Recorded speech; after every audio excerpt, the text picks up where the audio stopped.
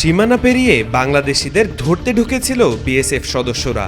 পরে তারা নিজেরা এমন বিপদে পড়েছে যে জীবন বাঁচাতে ধরতে হয়েছে বিজিবির পা। সম্প্রতি বাংলাদেশ সীমান্তরক্ষী বাহিনী বিজিবির পায়ে ধরে জীবন ভিক্ষা চাইছে ভারতীয় সীমান্তরক্ষী বাহিনী বিএসএফ।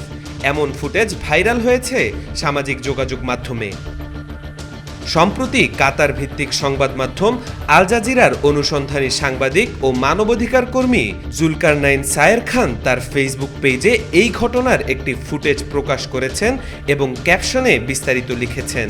তিনি জানান, বিএসএফের 2 সদস্য অস্ত্রসহ আন্তর্জাতিক সীমান্ত পেরিয়ে বাংলাদেশের অভ্যন্তরে প্রবেশ করে বাংলাদেশি কৃষকদের ধরে নিয়ে যাওয়ার চেষ্টা করে, কিন্তু স্থানীয়দের প্রচেষ্টায় তারা ধরা পড়েন। এই ঘটনা জানতে পেরেই দ্রুততার সাথে ঘটনাস্থলের নিকটবর্তী ক্যাম্প থেকে বিজিবি সদস্যরা ছুটে আসেন।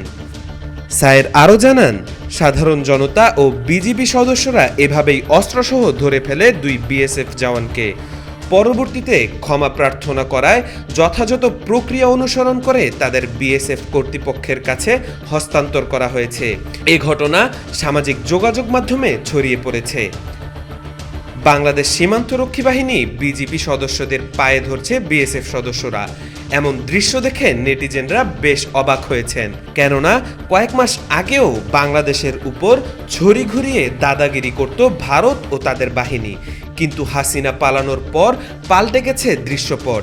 তারাই এখন সমীহ করা শুরু করেছে বাংলাদেশকে। ফ্যাসিস্ট হাসিনা পালানোর পর থেকে ভারতের চোখে চোখ রেখে কথা বলছে বাংলাদেশ সীমান্তরক্ষী বাহিনী।